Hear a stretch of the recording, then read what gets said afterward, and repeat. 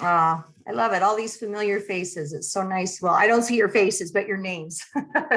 Good to see you, Eva and Brooke and Jennifer. Welcome from Walnut Creek, one of my favorite spots.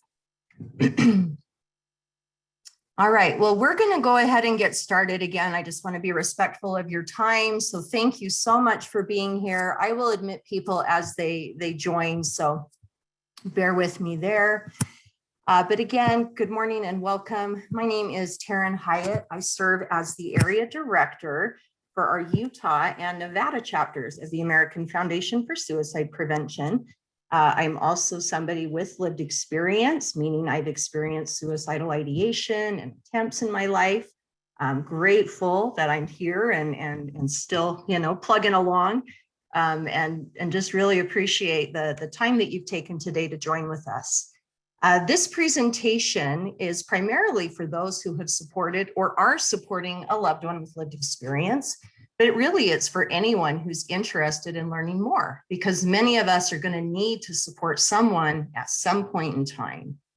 I know that suicide can be a sensitive topic, so please, if at any point during today's presentation you need to just take a moment and step away, feel free to do so. This program, an introduction, excuse me, I still have my froggy voice this morning, an introduction to supporting those at risk, is one of our AFSP standardized presentations, and it's intended for chapters across our country. So again, welcome to those of you who are outside of my area, which is Utah.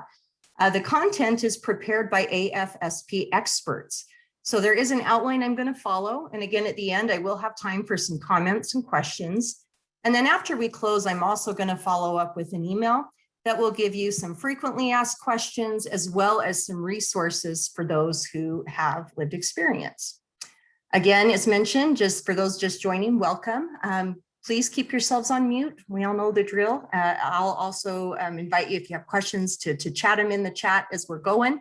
And then, like I say, I'll pause periodically and make sure we're addressing those. So the goals for today's presentation are really to help us learn more information and gain resources to understand behaviors and experiences that are related to suicide, to really deepen our knowledge of what the recovery process for those of us with lived experience looks like, hopefully learn new ways that we can be supportive or remind us of things that we've probably already done in our past. We're going to be inspired, hopefully, to engage in some new self-care strategies. But really, our hope is that when you leave today, you're going to be more aware of the ongoing process for individuals with suicidal experiences and feel more prepared to really help somebody who's at risk. So to get us started, we want to go over just a couple terms that you're going to hear me refer to in the presentation. Excuse me. So terminology that's helpful in understanding what lived experience means are going to include things like suicidal thoughts and ideation. Again, this is any thought that I think about engaging in any kind of suicide-related behavior. A suicidal crisis is going to be defined as a situation in which someone who is experiencing emotional distress seriously considers or plans to take their life. A suicide attempt is a non-fatal, self-inflicted behavior that could result in injury, whether they intend it to or not, or know whether it will or not result in death. So if a person intends to die because of that behavior, that's a suicide attempt. Now, keep in mind, oftentimes suicidal attempts do not result in injury, but if their intent is to do so, we want to take it seriously. And you're going to hear me say that multiple times throughout the presentation. Again, that we take it seriously no matter what, because this is a health issue. We're also going to talk about protective factors. Okay? And these are going to be characteristics or environmental exposure that might decrease a person's risk or a likelihood that they will attempt. And then the opposite would be a risk factor. This is something that, again, a characteristic, ritual, an exposure of a person that may increase their likelihood. And then last is recovery. Okay, and recovery is a process in which individuals really try to improve their health and wellness, live meaningful lives and strive to reach their full potential. I always say I'm a person living in long-term recovery, not only from substance use disorder, but from my mental health conditions and my attempts. And recovery, we want to keep in mind, and again, we'll touch on this today, that it's a process. Okay? It is a journey. It doesn't have an endpoint for most of us. It doesn't require that I have complete remission of symptoms, meaning that it's really possible that your loved one can continue to have thoughts of suicide even though they're in recovery. And again, we'll talk more about that today. So to get us started, we want to acknowledge the importance, okay, of our language. And so up on this slide, I want you to take a moment and just look over some of these language do's and don'ts. Again, we know that words matter. And when we're supporting somebody we love, we want to refrain and stay away from using judgmental language. We want our language to be empathetic, right? We know that the words we use are either going to reinforce somebody's, thought process negatively or positively. So we want to choose these carefully. This chart highlights often some common reactions we might have, and when we're working and supporting somebody we love with suicidal thoughts. And so again, you're going to see some things to avoid and some things we'd want to say instead. I'm going to give you just another second to look over those before we move forward.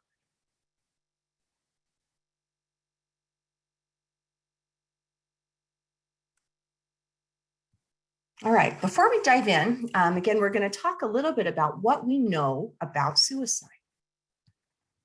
So suicide, we know, is a health issue first and foremost, okay? And it's also a very complex health issue. We know there is rarely a single cause. People don't take their life for just one reason. But it's also understandable that we might point to a life stressor like a divorce or a job loss and think that's why someone took their life. This last year really demonstrated that with COVID. There was a lot of speculation and phrases being used that COVID was responsible for people taking their lives. Now, while yes, it may have played a part, it wasn't the full story. So we need to know that and understand that. But there are also many risk factors for suicide, again, just like any other health issue. Generally, when a person does take their life, it's not due to a single event. But that being said, suicide risk is really rooted in hopelessness and pain. It's often associated with a mental health condition or an illness that's often undiagnosed, untreated, or undertreated. But we also know that mental health conditions aren't the full story, okay? We know that the vast majority of people who die by suicide did have a mental health condition at the time of death, but they also had other health stressors and things that were happening at the same time. And so again, it's important to understand the complexity of this. But because suicide is a health issue, it can be prevented. There are things that we can do to keep our loved ones safe, to keep ourselves safe. And most people who have lived through a suicide attempt, like myself, we don't go on to die by suicide. A previous suicide attempt does tell us something about that person's ability to cope. I had zero coping strategies when I attempted suicide as a teenager over and over again. And so absolutely, that was something I had to learn and increase for myself. But it also helps us know that they may need to deal and develop, other strategies to really help them if they were to ever feel that way again. So when we look at what puts someone at risk for suicide, we know that not all people are the same, right? What puts me at risk for suicide may be different for Tori, for example. Because we're different folks, right? We come from different backgrounds, different life experience. And so while no two people have the exact same risk factors that contribute, we do know most people who feel suicidal, again, are usually feeling hopeless and disconnected from their usual coping strategies, okay? So though we talked about earlier, not one risk factor is going to be responsible for a suicide attempt, we can categorize these into buckets. So typically when we talk suicide prevention, we educate people about these three main risk factors. Health factors like mental health conditions, physical illness, pain, traumatic brain injuries, especially. We have historical factors, just like any other health condition. If you have a family history of suicide, if you have previous suicide attempts, or even a history of childhood abuse or trauma, those can indicate risk. And then our environment. And again, environment was really, I think, exposed last year again in COVID.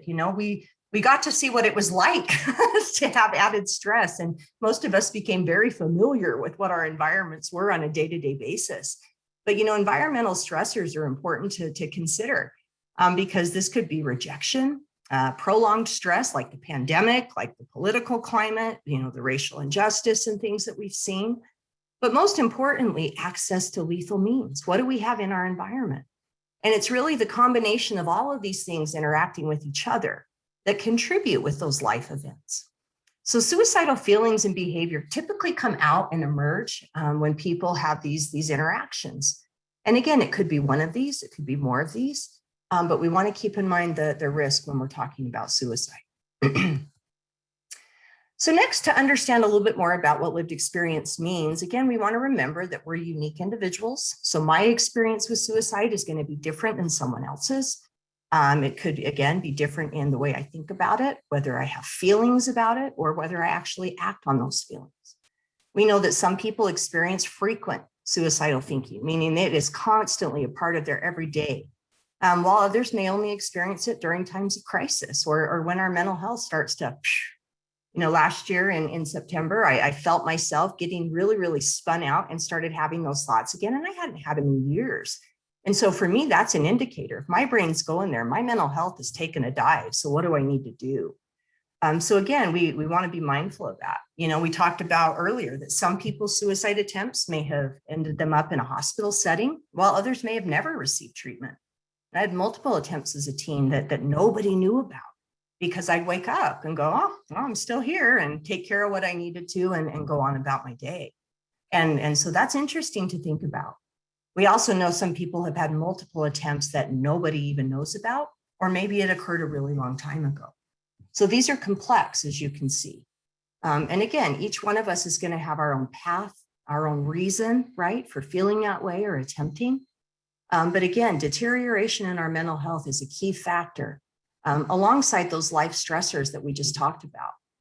Research tells us, you guys, that suicide is linked to our health. So again, my physical, my mental health, if I'm using substances, my genetics, thought patterns, as well as my life experience in my relationships with my family, who I work with, what my work life is like. All of those things play a role. And again, it's usually a combination of all of these things when suicidal thoughts start to come into play. But here's something that's interesting to think about. And again, we talked about this earlier. The commonality amongst people who have thoughts of suicide is that sense of being in overwhelming pain, where they don't see another way of ending it other than to be gone, to die. I always said that it wasn't that I wanted to be dead. It was that I just didn't know how to live with what was happening in my experience right then. We learned that most people who are suicidal are ambivalent. And ambivalence means that while part of them may want to die, part of them also wants to live. And so they struggle with that. And so again, when we're supporting people, we want to build on that part of them that wants to be here, right? And help them, cultivate more strength around that. And as we talked, the thought of suicide actually comes into people's minds as part of a problem-solving process. Again, it's not that they necessarily want to be dead or that they have this, preoccupation with death. It's that this seems like the way to get rid of my pain. Now, I want to just bring up a quote that many of us hear all the time, and it's one that I want you to be really mindful about why we would avoid it. So again, kind of coming back to that language and how it matters.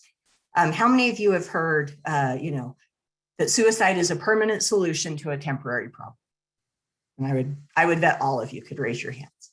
Now, while that is true in most cases, that is a very diminishing statement.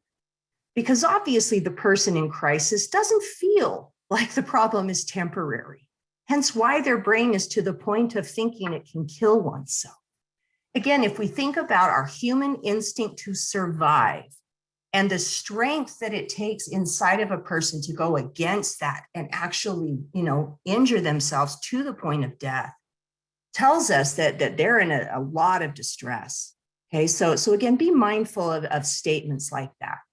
It's also important to know that there's many studies that tell us that as many as 35% of those of us, or of all of us, of us humans will have suicidal thoughts at some point in time in our life. Many of you on this call have. So suicidal thoughts don't necessarily lead us to acting on that, to having an attempt. But when a person progresses from thinking about it, to making plans, to taking action, that does indicate, risk and serious risk. So when we have these thoughts and behaviors, this does warrant, right, professional intervention. It also means that we as family members need to know how to support our loved ones. So to learn a little bit more about what it feels like to be a person with lived experience, we're going to watch a video clip. Now, this video clip is going to feature several folks who have had suicidal attempts and experience, and you're just going to learn a little bit more about their stories if I can get my mouse to work. So we're going to go ahead and watch this. I wanted to hold everything and hold it all together for everyone else while I was literally dying on the inside. Wasn't sleeping, didn't want to go out, didn't want to leave the house, self-medicating.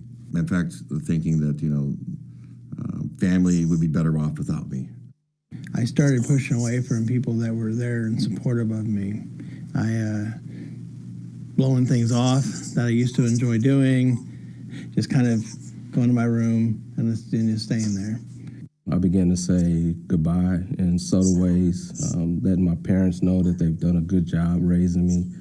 I began to engage in a lot of drinking alcohol, smoking marijuana, just really trying to hide myself from all the pain. I was withdrawn. I was angry to everybody, my family, friends, teachers at school. I slept a lot. I had a tough time. I lost a lot of weight. Then I would go into manic states where I just was completely out of control. I was drinking a lot. I was abusing substances. And it was just a very horrific period of time for those who loved me, my family, friends that saw me change like that. It is pain. It is actual physical and emotional pain that you're feeling. And it's to the point where I decided I no longer wanted to live. All right. So although these lived experiences can be complex, as we talked about, research has shown that there are things that we can do when a person is in that space. The first one really is creating a safe environment. So again, think back to last year in COVID and those of you who had to transition to working from home and maybe you had to have kids being homeschooled and how aware did you become of, again, what your kids had access to 24/7? If you had parents or people that are home all the time, do I have medications in the house? Where is my, laundry soap? Remember, kids were eating Tide Pods that we had to be concerned about a few years ago because they looked so inviting like candy, they said. There's a lot of things to be mindful of when we're talking about creating a safe environment. But this is critical because we know that suicidal feelings are temporary for most people. They come on really intensely, but they can often pass in minutes or hours. So if people don't have access to things that can harm them, that's a measure that really helps us to prevent suicide. We're also learning a lot more, thank goodness, about treatments that show promise in really addressing suicidal behavior. Things like CBT, so that's cognitive behavioral therapy. It's a form of talk therapy, but it's specific to suicide. There's also a program called Dialectical Behavioral Therapy, DBT, and that teaches people very specific skills for how to manage those heightened levels of stress. We also know that having a strong supportive network serves really as a safety net, and a good resource for people in those moments of recovery.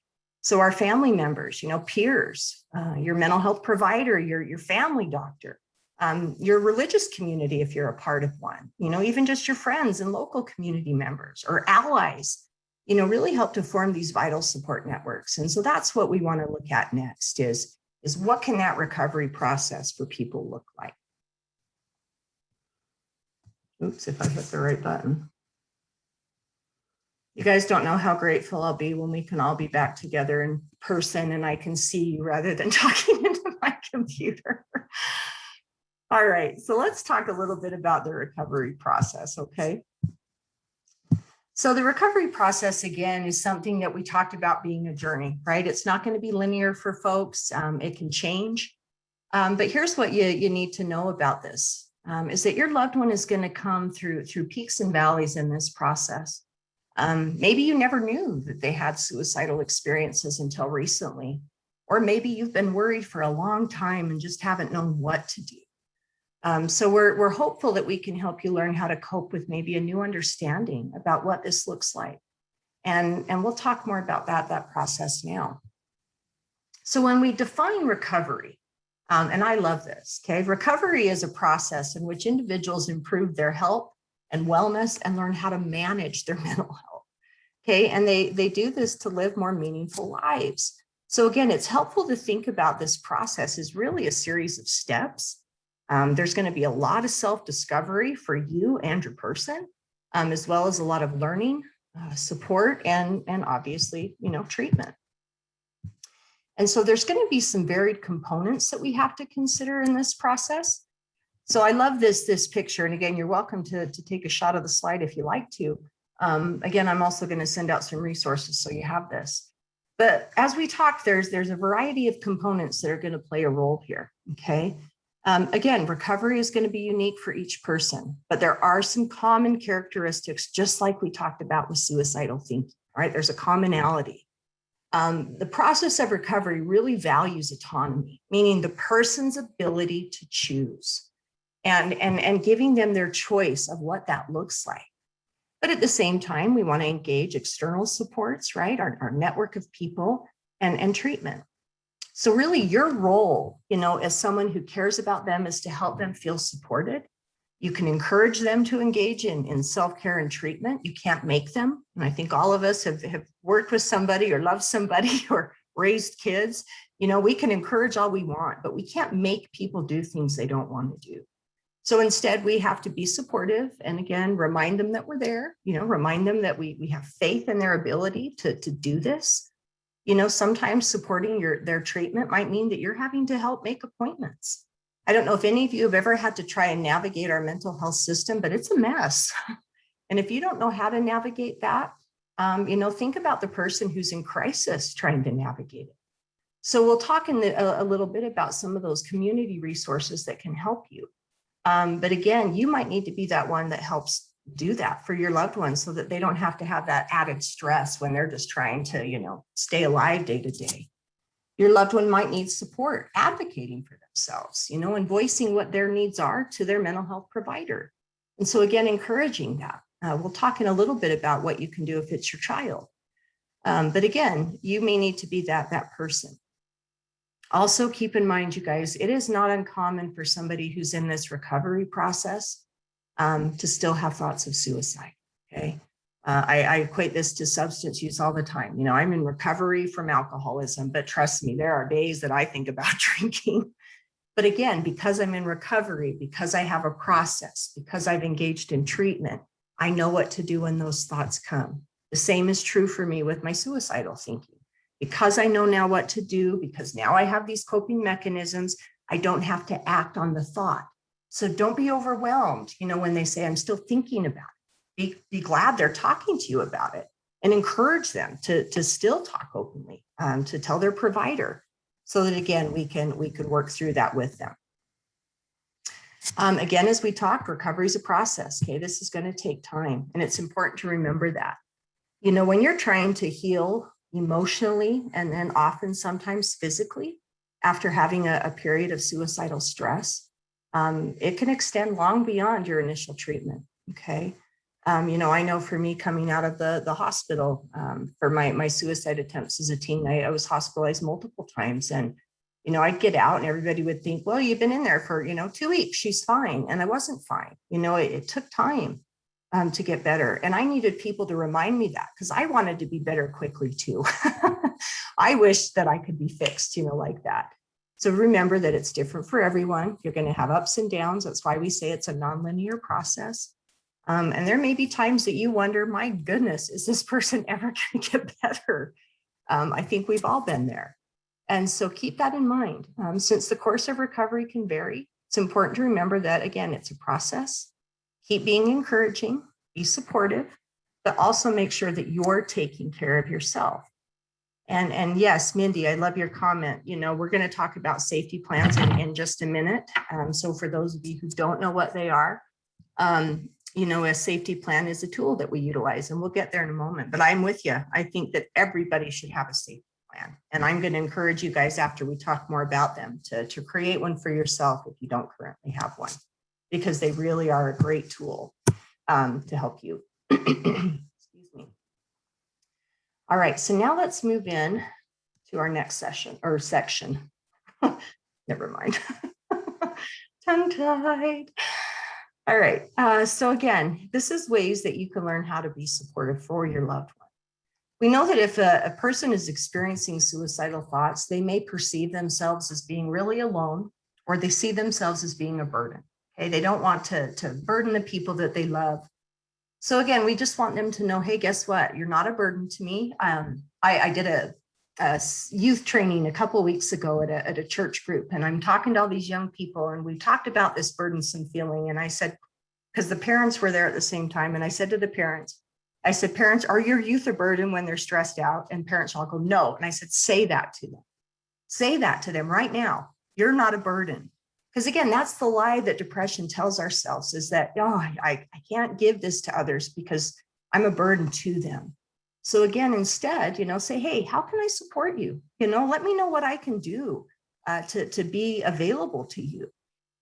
Stay connected to them, you know, whether that's face-to-face, whether right now that's through, you know, text or FaceTime or social media. You know, what ways can I check in and ask? Again, ask. What do you prefer? You know, if you don't want me to bug you, would you prefer that I just text you in the morning and say, hey, how's it going? Or I'm just thinking about you. Something that I think we need to be mindful of as a society is, for years, you know, we have said to people who are suicidal, reach out, reach out, reach out. Well, you know what? That's one of the hardest things to do. And I know all of us have been in a situation, whether it's suicide or not, where we've needed help. But for us to be able to say, I need help, is like the hardest thing. And that's a cultural thing, right? Because we've been taught to man up, support ourselves, you know, take care of it, be doers. So we all understand how fearful that can be. So again, by us reaching out, it takes that burden, if you will, off the person who's struggling. Again, let them know that you're here. If they want to talk, you'll listen without judgment. I always say, don't should on people. When you say it really fast and you get a giggle, you know, don't should on people though, because when you say, well, you should do, it shuts us down. And we all been there. We all know that feeling. So instead, you know, what can I do? How can I support you? If they want to talk, listen to them. You know, again, this isn't the time that you have to offer solutions. Just sit there and listen. Make yourself available and let them know that I'll listen to you whenever you're ready to talk, because maybe right now they're not in that space. So again, we know that there's so many ways to connect. So doing that with others is really powerful. A couple other things that you can do to be supportive, again, is if they're experiencing suicidal thoughts, you know, we know that they already feel like they're being a burden to everybody anyway. Encourage them to engage in stuff that can support their own mental health, like eating, exercising, you know, having a shower, trying to have regular sleep. All of these things are going to be important for our mental health. Again, maybe it's something like meditation, going for a walk, you know, listening to music that helps their mood, staying away from music that doesn't. You know, I think back to when I was a teenager, and oh my heck, I used to listen to Pink Floyd, Comfortably Numb, when I was really depressed, or, you know, Metallica, Fade to Black. And those did not help my mood. And I'm aging myself, you know, for those of you who are a little older, you remember some of those jams. But again, that wasn't helpful.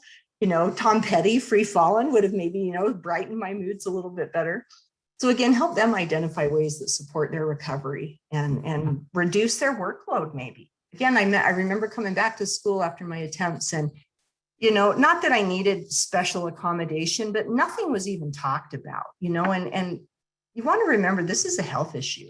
Like this is just like somebody coming back from after a surgery or any other illness, we would say, hey, is there something I can do to maybe, lighten your load a little bit? Can I do laundry for you? Could I, take one of these tasks off your list? And we just haven't seen that be done yet with people who've had suicide attempts. So again, asking, what can I do? Again, talking about the environment, do you need to take action to reduce access to lethal means such as firearms? Maybe this is a time that you say, hey, I'll hold on to your guns for you, or I'll take the ammunition, you keep your firearm. Hey, can I help you with your medications each day? Can I help, administer them? Again, if you have that bottle of 500 freaking Tylenol from Costco, lock that stuff up. We don't need to have access to lots of things when we're struggling. So again, limit what they have access to. Oh, sorry, this is being funky. Here we go. Again, when we're working with our loved one, how do we be responsive? What does that look like? Throughout their recovery process, they've probably had those recurring thoughts. So again, encourage them that tell us when you do. Sometimes when we have those recurring thoughts of suicide and we're in treatment, we think it's because it's not working.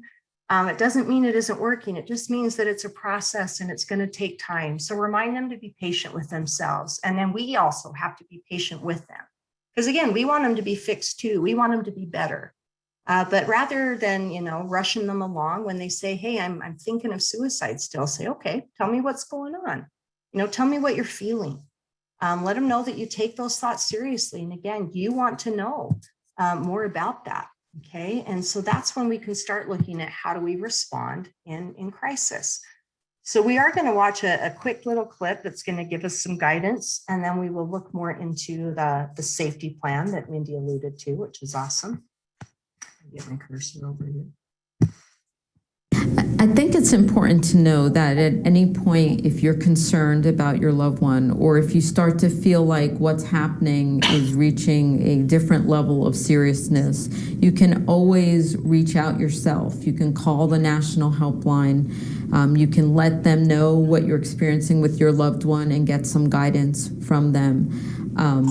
There are some times when you may need to take a more active step in helping get your loved one to treatment.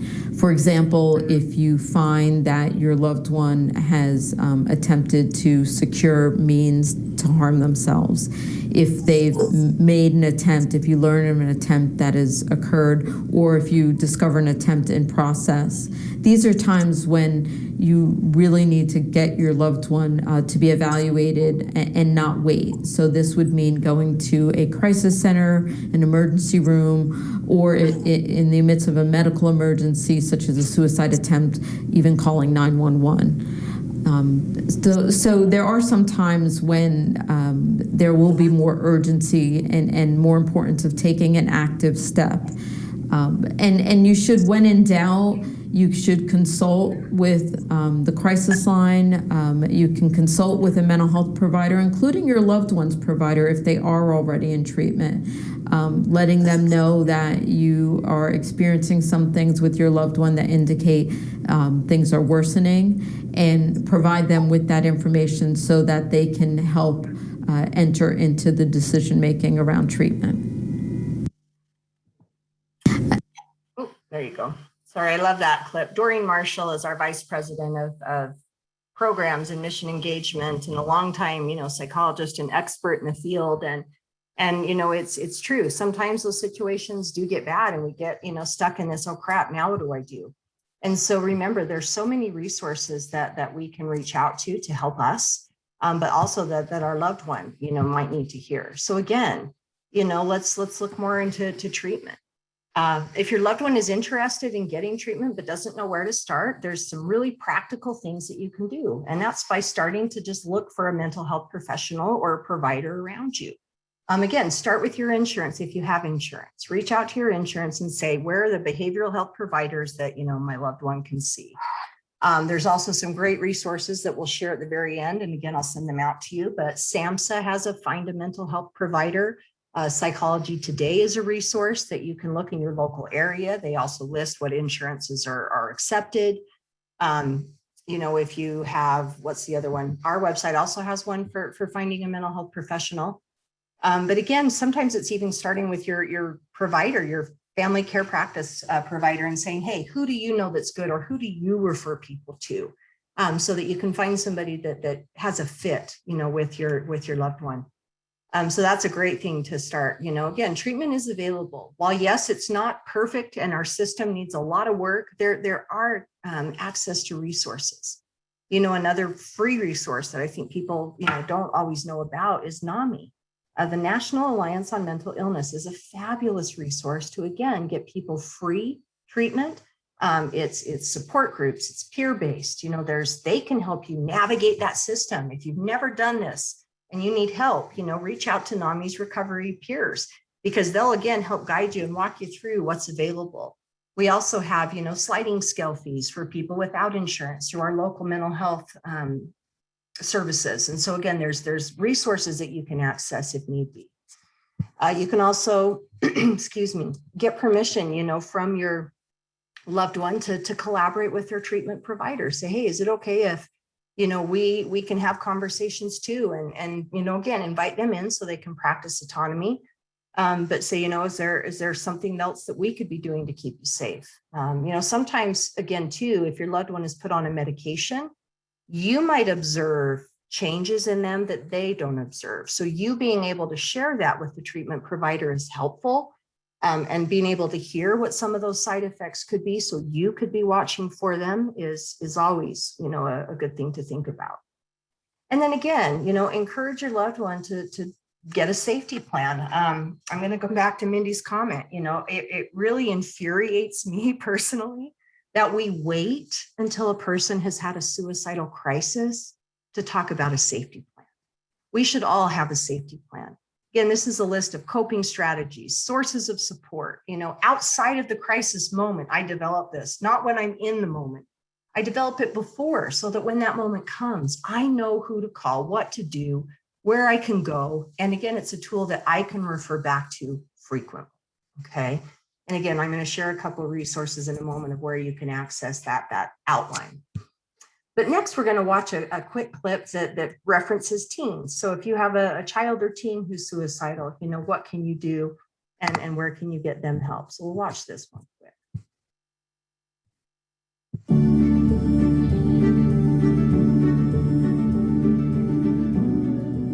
So there's a myth that if you ask somebody about suicide, you might put the thought into their head. And actually, there's at least 4 studies now refuting that. In fact, the best way to keep a teenager from killing themselves is to ask directly, are you thinking of killing yourself? When faced with a child who's having thoughts of suicide, I would advise anyone to tell them first to be as compassionate as possible. Say, I'm sorry you're feeling so bad. How can I help? And to try, people wonder if kids are resilient, or they think kids are resilient, and resiliency really needs to be fostered. It does lie in every one of us, but sometimes it needs to be fostered. So in our school systems, for example, we teach reading and writing and math, but we don't teach kids how to be resilient. How do you handle the ups and downs of everyday life? And if we could give kids coping strategies to handle those and to bear what feels unbearable to them. And so I'd want to say, it feels really bad now, but it's not always going to feel this way. And how can we help you get through this crisis? So when someone's struggling with thoughts of suicide and you ask in a very caring and compassionate way, it opens the door. It tells them you're concerned about their safety, and then they most likely will talk about it. So these are a bunch of research videos that you can access on our website, you guys, and I encourage you to check them out. Again, I'll send a link in the follow-up email. But AFSP is the largest private funder of research. And at our research summit that's held annually, they had a bunch of clips recorded that just shares and kind of breaks down some of these myths. And that's a big one that is still out there, that people think that if we ask somebody about suicide, we're giving them the idea. And again, not true. Often they're relieved because they can finally talk about it with somebody who, is struggling. So there are some special considerations that we do need to take into account when we're working with a minor. So I'm going to watch or share with you one more clip to watch that goes over this.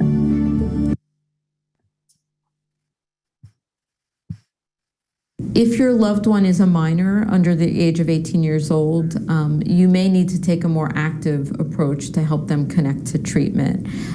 If this is your child or if this is a loved one who's under the age of 18, they often need an adult to consent for their treatment with a provider. And I think also helping to reassure the young person that this doesn't mean that you need to hear everything that goes on in their therapy, that it's really important that you support their discussions with a therapist, and that the agreement you can have with the therapist is that if they become aware that your minor loved one is struggling in a way that requires more imminent action, that they will notify you. I think what happens is that you need to allow the minor person, your minor loved one, to form a therapeutic relationship where they feel they can share things, and that it's not a direct line to the other adults in their life. That said, you want to make sure you do have an open line of communication with the provider, particularly if there's worsening mental health, if there is a more imminent crisis situation, that the provider knows to get in touch with you or the guardian for the child. The bigger point here is that if your loved one is a minor, you may be taking a more active role in helping get them to treatment, both logistically in terms of finding a provider, helping figure out appointments and those things, but also in terms of taking them to treatment and consenting for their treatment. All right, again, love Doreen. So a couple of the takeaways from this video, or the videos that you saw, is, again, remember, ask directly. Okay, ask directly if you're concerned about suicide. Obviously, if you have a minor that you're supporting, consent may need to be given, and really your attitude about treatment is going to be vital. I work with a lot of young people who are like, well, I've told my parents, but they don't think it's serious. And so again, remember that we're modeling that behavior for our young people. If we value help seeking, if they see us engage in treatment, if they see us, take care of our mental health when we're, declining, then that shows value to them in that. So keep that in mind. Again, just remind your loved one, I'm here for you. Okay, that's the moral of the story. We're here for you, and we're going to support you as we go through this. So next, let's talk about practicing self-care, and what does that look like? I think for a lot of us, when we're supporting somebody who has lived experience, if you've ever supported somebody with an active mental health condition, depression, anxiety, substance use, it can be very draining. It's stressful. And we experience a range of emotions, towards our loved one, that can include fear, being afraid of what's going to happen, maybe even fear of them because of the way they behave. We can be frustrated, we can be sad. Sometimes we feel guilty because we think we've contributed somehow to this behavior, or we've behaved in a way that maybe we wish we wouldn't have done. Many of us on this call maybe have done the things that we've said wrong in the past. Again, let that go. We do better when we know better, and that's why you're here today.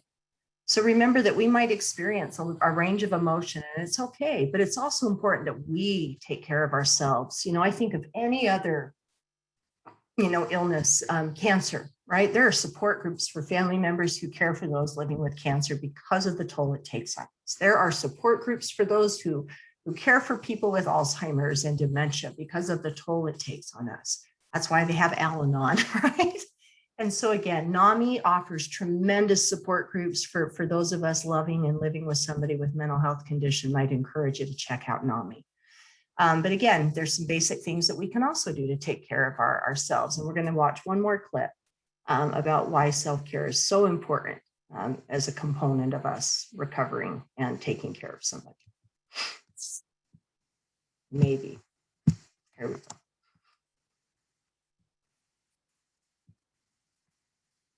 For people that are taking care of a family member or a loved one who's suffering from mental health issues or depression or even suicide ideation, I would say the thing that I remind myself the most is to take care of myself as well, because sometimes we feel like we need to be that 100% there for that person, and sometimes it's not possible, right? But I also know that if I'm not taking care of myself and checking in with myself and going to my own therapist and finding my own resources, then I'm not able to help them the best that I can.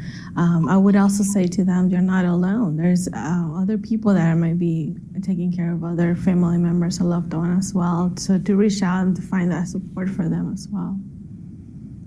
For people that So again, we're going to look at some just basic self-care strategies that all of us can use and engage in that support our own wellness. And so again, self-care is important that we find time to take care of us so that we can be a better support person.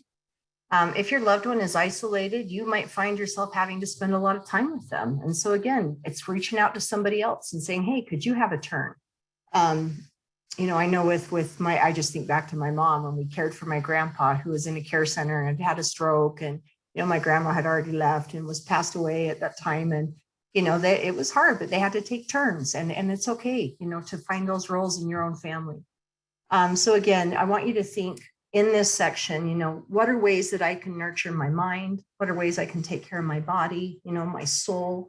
And then again, what is my surroundings? Because maybe sometimes it's getting away from, the person that we're supporting, because I just need a break. So we'll share a self-care handout as well that'll give you some additional ideas for things that you can do. But again, it's just important. Do what you need to do so that you can recharge, okay? So when you're reaching out for support, again, it's also important to understand that I might need to have a mental health professional that can help me, process what it is I'm going through. We lost our dad to suicide, and I know multiple of you, on this call know that. But, even us going through that process of trying to support him when he was alive required me to have a therapist. It was so difficult for so many years, and I needed to have somebody that I could go and vent to and help me to process that. Sometimes it's just having that friend or family that you can feel comfortable sharing with, what you're going through and dealing with. Coordinating care and supporting your loved one and doing all these things, is overwhelming. It's a lot. So please make sure that you're doing what you need to do to take care of you. It's also important for you to talk with your loved one and ask, hey, I need some support too. Who are you comfortable with me talking with? Because again, we want to,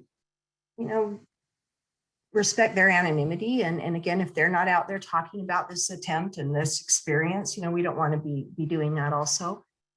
So make sure that we respect that line of what they want us to share and what they don't. But by all means, do what you need to do to get support for yourself.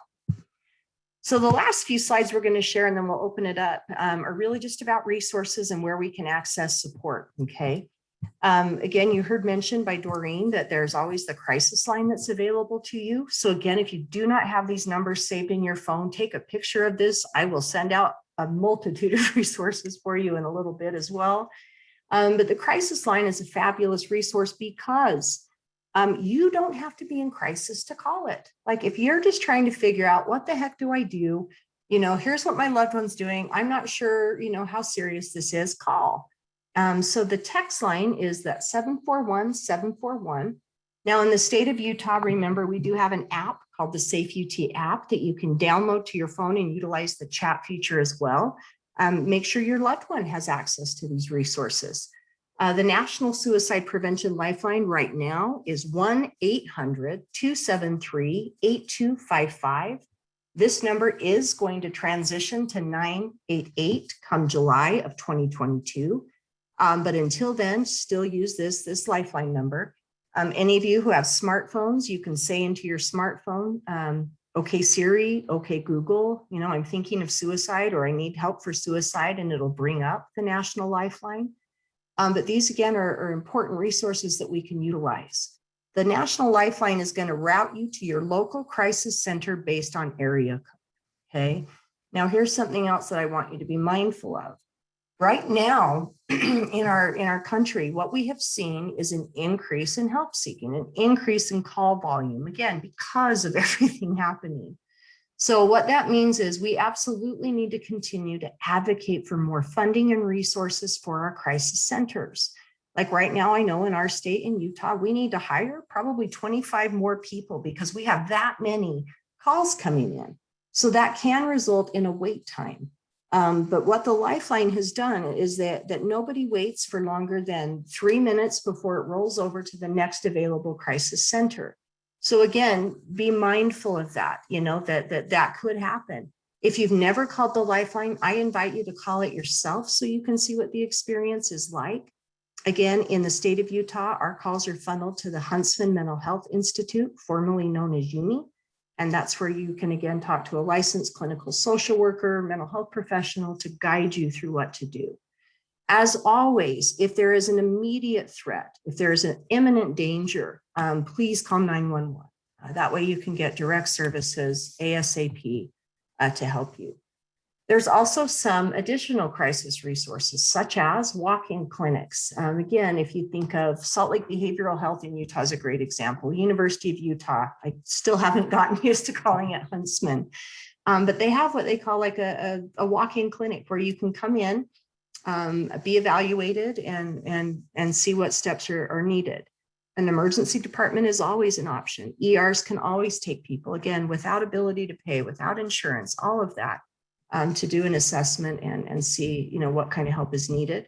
You can visit your urgent care. And then some states have access to what we call mobile crisis units. And these are units that can be dispatched with a licensed mental health professional, as well as a peer support to come out to you. Again, you can call that National Suicide Prevention Lifeline and ask for one of those if they're available in your community. And then last, we have these additional ongoing supports. And I've spoken of several of these already. But again, start with your primary care if you don't know where else to go. Start there first. Access these sites to find a mental health professional in your area. Again, work through your insurance, your EAP if you have one. As I mentioned, Nami, gosh, just my favorite resource. I love our friends and partners at Nami, especially in our state. They're just fabulous. And then there is a website called Now Matters Now. Dr. Ursula Whiteside created this, and she is an expert with lived experience. She's also somebody who has lived experience. But there's a lot of tremendous resources on her site as well that, again, will guide you. So feel free to take a photo of this slide as well. But as I mentioned, I'm going to send some resources to you after that will have these listed also. So that is our presentation for today. Again, I just want to thank you for taking time to be here with us. I know we covered a lot. So at this point, I just want to pause and open it up for questions. So at this time, if you want to come off mute, if you want to chat it in the chat feature, feel free. But thank you. Thank you so much for being here with us today.